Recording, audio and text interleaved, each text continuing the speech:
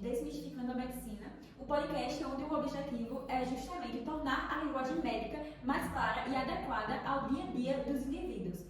Eu sou a Mariana e vai ser um prazer acompanhar vocês em mais um episódio. Meu nome é Maria Luísa e a gente vai justamente vem com essa missão de trazer o universo médico com mais clareza e de forma compreensível para todo mundo. Oi pessoal, meu nome é Carol e hoje vamos desmistificar o mundo da medicina, seus jargões e sua linguagem científica. Oi, eu sou Isabela e hoje a gente vai comunicar um pouquinho a diferença entre soro e vacina, que são ferramentas essenciais para entender um pouco esse mundo da medicina, porém que devido à linguagem um pouco complicada e complexa, pode contribuir para trabalhar esse entendimento ao público. Então a gente vai mostrar de uma forma mais simplificada e didática a diferença entre esses dois termos.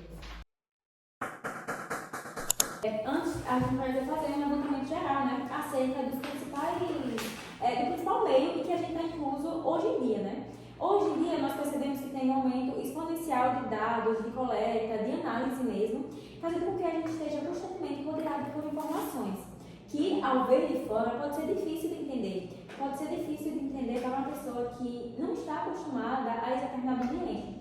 Como, por exemplo, estudos científicos, artigos na área de saúde, gráficos econômicos, relatórios, enfim. Mas assim, a grande questão é como podemos comunicar essas informações para o grande público de forma clara, de forma concisa, objetiva e principalmente de forma envolvente, que faça a pessoa querer saber mais acerca do tema. É isso que vamos explorar hoje, tendo como nosso foco principal soro e vacina, Realmente, tem várias informações que, se jogadas assim soltas para uma pessoa que não tem conhecimento sobre o assunto ou que não tem familiaridade sobre o ambiente da saúde, pode parecer uma coisa muito complexa, uma coisa inatingível de outro mundo, que não tem como uma pessoa que não tem uma instrução correta sobre os níveis da saúde, por exemplo, compreenda aquela informação. Por exemplo, sobre vacina, muita gente acha que isso é a mesma coisa, que não tem diferença de como vai agir no nosso corpo, ou que tanto faz. Um soro ou uma vacina são coisas similares, então tanto faz. Mas não, são coisas diferentes e que agem de forma diferente. Mas muitas vezes, pela linguagem muito distante do cotidiano, passa despercebido e causa essa desinformação mesmo na sociedade.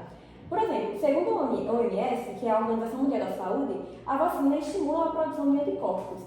Mas não adianta eu chegar para uma pessoa sem escolaridade e falar que anticorpos são proteínas do nosso sistema imunológico que vão combater patógenos, por exemplo. A pessoa não vai entender. Então eu tenho que criar mecanismos de forma didática, E dizer, por exemplo, uma vacina é como se vai estimular nosso corpo a montar um quebra-cabeça, por exemplo. Quando a gente está injetando uma vacina, a gente está injetando pedaços, digamos assim, de um quebra-cabeça que vai se juntar para combater um vilão que está querendo prejudicar o nosso corpo.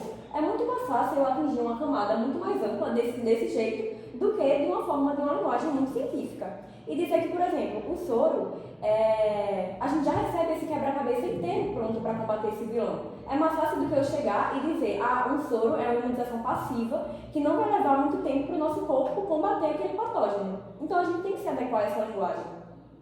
Trazendo assim o que Isa falou para o nosso contexto do dia a dia, a gente pode citar o vírus da raiva. A vacina da raiva vai justamente prevenir que a gente pegue o vírus da raiva. Já o soro antirrábico, não. Ele é um medicamento que contém os anticorpos, justamente vai formar as peças de quebra-cabeça no nosso corpo. E o nosso corpo ele vai ter guarda-costas que vão lutar contra esse vírus, justamente impedindo que ele se prolifere. Nós também temos um exemplo muito comum aqui no Brasil, justamente pelo país ser um país muito grande, muito extenso, com diversos biomas, diversas espécies. Nós temos muitos casos de picadas de cobra, principalmente no interior, com os agricultores, enfim. Quando você é picado pela cobra, você tem que ir rapidamente para o hospital, porque a substância da cobra vai agir de forma quase imediata no seu corpo. E a sua única forma de conseguir sobreviver a isso é tomando soro. Tomando já essa imunidade montada. Você vai colocar a imunidade montada e você provavelmente vai sobreviver a essa picada. Justamente pelo fato de que o veneno ele vai matar a pessoa, Então, por exemplo, se eu quiser colocar uma vacina, por exemplo, que é uma coisa inviável porque necessita de tempo, a pessoa não vai sobreviver porque não vai ter esse tempo do corpo se adaptar a essa substância. Então, é muito mais fácil a gente falar, eu vou colocar o quebra-cabeça inteiro no seu corpo pra combater aquele veneno e fazer você sobreviver, do que uma coisa que eu ainda vou precisar montar, porque enquanto eu vou precisar montar esse quebra-cabeça, você vai estar morrendo pela intoxicação, né, com veneno. E aí também é importante a gente lembrar, ainda pegando o gancho do que vocês falaram, que há diferença, né? Tipo assim, não que a gente não pode sempre tomar o soro. Por quê? Porque o soro, ele tem uma resposta rápida, mas também ele tem uma resposta que vai durar pouco tempo. Já a vacina não. A vacina você vai ficar protegido contra o ser estranho, contra o vilão do nosso organismo por mais tempo. Por isso que em casos raros, por exemplo, a intoxicação ou a picada de uma cobra que vai disseminar o veneno, né, pelo corpo, que a gente toma o soro, porque vai proteger a gente apenas aquela vez, diferente de uma vacina. E aí vai entrar no gancho de por que é tão difícil comunicar isso para a grande massa. É justamente porque a linguagem médica é uma linguagem naturalmente técnica, científica. Termos como imunogenicidade, por exemplo, que é um processo que vai gerar uma reação imunológica, ou seja, vai deixar o corpo protegido contra o vilão, que o vilão é um vírus, por exemplo, o vírus da gripe. Ou resposta humoral. A resposta humoral nada mais é que a neutralização de um patógeno. Mas o que seria um patógeno? É um agente estranho, é o vilão que entrou em contato com o nosso corpo. E aí essas palavras são simples, sendo que o significado é simples, né? Sendo que causa estranhamento para o público. Por quê? Porque eles não estão acostumados com o vocabulário médico, eles não estão dentro da área da saúde. E aí isso causa, além do estranhamento, um afastamento desses indivíduos acerca do tema, causando cada vez mais desinformação e dificultando o acesso, né? Só pegando um gancho do que você estava falando também, muitas das pessoas aqui do Brasil não são alfabetizadas. Então fica mais complicado ainda para elas. Tipo assim, nem o básico elas têm noção do que significa, quanto mais esses termos. Então assim, temos que adequar a linguagem científica para cada grupo específico, assim, para que todos tenham noção do que está acontecendo, do que vai ocorrer. Daí que entra também a importância do uso da linguagem verbal e não verbal para auxiliar todo tipo de público. Com certeza. Com certeza, trazendo até para o contexto histórico, a revolta da vacina. A maioria da população achava que era uma forma de exterminar e não de Exatamente. assegurar a saúde. Exatamente. E como o Mari também havia falado sobre essa linguagem técnica, esses jargões, eles também são grandes influenciadores para as fake news, que são as famosas fake news, as informações falsas, que hoje em dia está sendo assim extremamente presente no dia a dia da população. Segundo a OMS, em 2020, houve teoricamente uma infodemia, que foi a grande disseminação de informações tanto falsas como verdadeiras. E um dos motivos é por conta dos grandes meios que nós temos hoje, dos inúmeros meios. Só que a população não entende que isso pode influenciar de forma positiva ou negativa. As informações falsas, por exemplo, vão influenciar de forma devastadora, principalmente em campanhas de vacinação, por exemplo, que foi o que ocorreu nessa época. As campanhas de vacinação nada mais são do que programas instituídos pelo governo nas UBSs, nas escolas, nas comunidades, por meio de agentes de saúde, que visa estimular a população a se vacinar, a se proteger dos vírus, das bactérias que podem afetar a sua saúde e, consequentemente, afetar a saúde coletiva. Que você se vacinando, você pode prevenir isso. E prevenindo isso, você pode evitar que uma situação alarmante se espalhe. É o bem comum, né? Exatamente, proteger o bem E essa comum. questão também da infodemia, né, é justamente também por conta das redes sociais, que a gente não tem uma regulamentação sobre o que é verdadeiro ou sobre o que é falso. Então, esse excesso de informação pode causar justamente a dificuldade em campanhas de imunização, por exemplo, porque junta com essa linguagem que vai ser buscada, né, sobre a importância da vacina, sobre o que é. Então, causa sim um estranhamento do público em geral sobre esses termos. E daí que entra o nosso papel como estudantes e futuros médicos, né, futuros profissionais da saúde, que é traduzir o conhecimento sem distorcer e se adequar à linguagem do público mais diverso. Porque do mesmo jeito que a gente pode, que nossa informação pode chegar a outros médicos ou a pessoas com nível de escolaridade maior, pode chegar a uma pessoa da zona rural que nunca nem viu algo relacionado ao assunto que está sendo tratado. Ou pode chegar a um adolescente do ensino médio. Então, a gente tem que procurar adequar a nossa linguagem para atender as diversas demandas do público, né? Para democratizar o conhecimento mesmo em si e evitar, como o Mário estava falando, a estranheza, o afastamento de todo o público, que é tão fundamental para a construção de toda a saúde coletiva. E é aí que entra a gente evitar o uso de jargões científicos, né? Porque como é que eu posso chegar para uma pessoa que não é alfabetizada e dizer que eu vou indicar ela uma profilaxia pós-contaminação? Ela não vai entender. É mais fácil a gente usar um tratamento pós o contato com o vírus, uma dor de cabeça ao invés de cefaleia, pressão alta ao invés de hipertensão. Isso é uma forma da gente até mesmo de manter a empatia com o paciente. A gente precisa entender o contexto da história de cada pessoa. A gente precisa manter essa comunicação. Exatamente. Por exemplo, muito comum, uma das doenças mais comuns hoje em dia aqui no Brasil está sendo a diabetes. O povo a população não vai saber o que é glicemia. Fala açúcar no sangue. Ninguém vai saber. Gente, vou tirar essa glicemia. Não vai saber. Não vai saber. E não tem como, né, ter um contato médico de qualidade se o paciente Não que é exatamente. não vai entender. É justamente que aí entra a vacinativa, é a gente se colocar no lugar do paciente. Eu não sei a escolaridade dele, de onde ele veio, eu preciso me adequar a ele, não ele se adequar a mim. Porque eu tenho uma formação, ele não. Como ele vai chegar na consulta, o médico vai perguntar e ele não vai saber o significado. Como é que então o médico vai passar um tratamento correto? O medicamento correto não vai. É aí que vai entrar a medicina humanizada, né? Exatamente. Uma prática também bastante eficaz para combater esse afastamento é justamente usar analogias. Por exemplo, ao invés de falar vacina, ao invés de falar imunotoxicidade ou imunogenicidade, eu posso falar que a vacina é um treinamento do exército que o nosso corpo vai fazer para combater alguma coisa estranha ou alguma coisa que vai fazer muito mal a ele. Utilizar como, por exemplo, quebra-cabeça, que são peças que vão ser juntas para combater o vilão do nosso corpo, por exemplo. Enquanto o soro é a gente chamar um reforço pronto. No caso da picada de cobra, por exemplo, a gente não tem como explicar, por exemplo, isso vai ser uma profilaxia, ou isso vai ser uma coisa que o paciente não vai entender o que é, devido ao nível de escolaridade, muitas vezes, ou até uma linguagem totalmente científica, um jargão médico, como o Malu falou. Por isso tem que ser evitado, temos que nos adequar para democratizar esse conhecimento médico. Exatamente. E também a gente tem que ter a noção, como futuros profissionais da saúde, de sempre citar fontes confiáveis, né? E também passar essa informação para o paciente como forma de ser um disseminador de conhecimento. Por exemplo, citar locais onde o paciente pode buscar mais informações. A própria OMS, né, que é a Organização Mundial de Saúde, ela tem infográfico e materiais simplificados disponíveis em vários idiomas e de forma simples, para que o paciente ele consiga entender. E aí isso vai gerar confiança, e isso gera até um aumento da autoestima, digamos assim, porque o paciente vai entender o tratamento a qual ele está submetido, vai entender por que ele precisa tomar tal medicamento.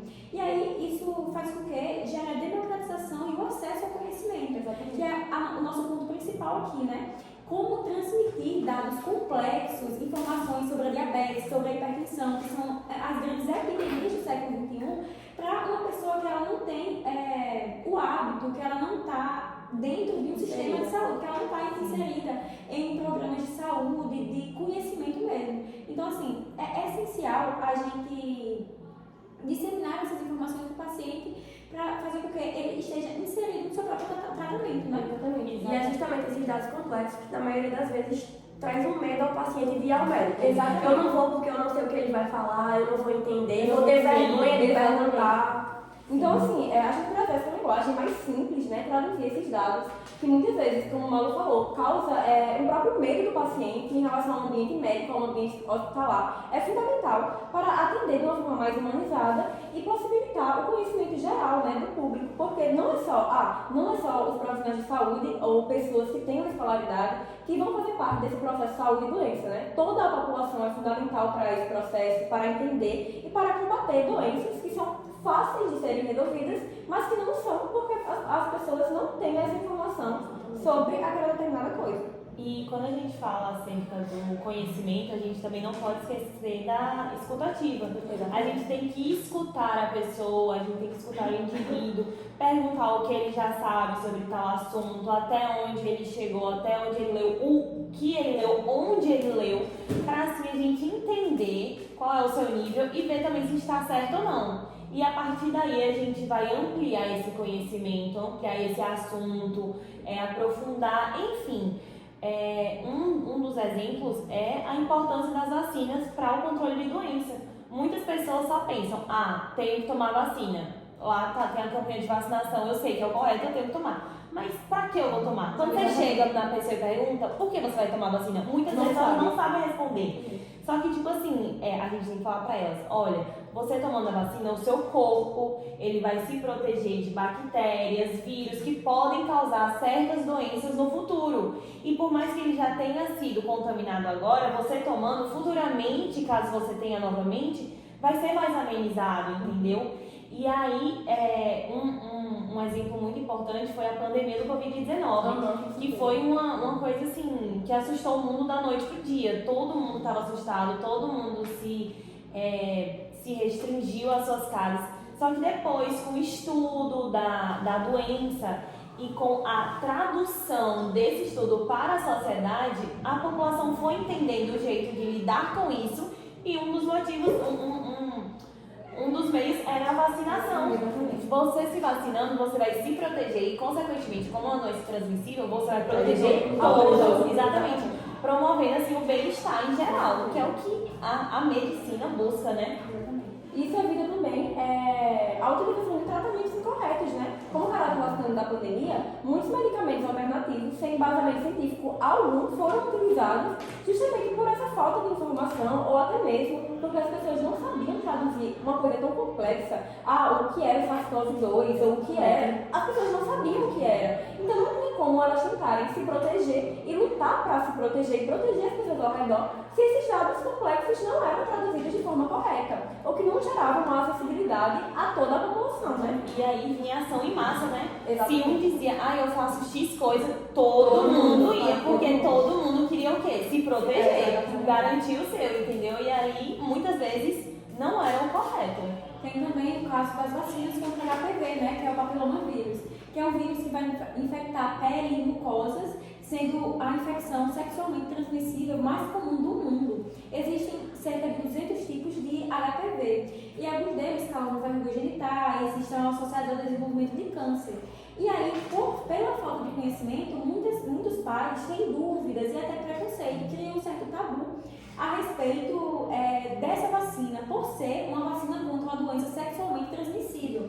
Mas aí, quando nós, profissionais de saúde, explicamos com calma, aplicando, como a Carol disse, a escutativa, falando que previne o câncer, a aceitação aumenta. Daí está a importância de aumentar as informações e aumentar a democratização ao conhecimento, porque o conhecimento salva vidas. Exatamente.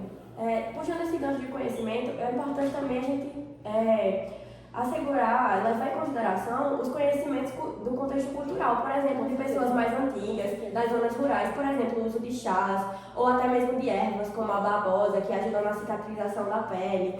É importante a gente considerar porque isso também, de certa forma, serve para prevenir a gripe, então é importante a gente realmente considerar o contexto cultural das coisas. Com certeza. Então, assim, falamos muito sobre a importância de traduzir esses dados complexos para o mundo em geral, não pensando só no mundo científico. E nós, como estudantes de medicina e futuros médicos, nós somos cientistas e a função principal do cientista é proteger. Exatamente. Ou seja, a gente vai proteger transmitindo o nosso conhecimento. Isso é um ato de empatia. O nosso objetivo é informar a população de um jeito que eles entendam e não impressionar com jargões, com termos difíceis, nada disso. E a gente traduzindo, a gente modificando essa linguagem de uma forma que todos compreendam, a gente vai estar democratizando o conhecimento, que na realidade todo mundo tem direito a isso. E assim a gente vai promover o bem comum, vai É incluir justamente, todo né, a mundo. função do profissional de saúde é ser um tradutor da ciência para o cidadão comum, para que todas as pessoas consigam entender, consigam ter acesso e possivelmente evitar futuras pandemias ou futuras epidemias, porque as pessoas vão ter uma noção melhor de como se proteger, né? E se você quiser saber mais, procure fontes seguras, como o site da OMS, o Ministério da Saúde ou até mesmo os profissionais da saúde. Obrigada por nos ouvir. Se curtiu, compartilha este episódio e nos siga nas demais redes. Até a próxima. Tchau, tchau.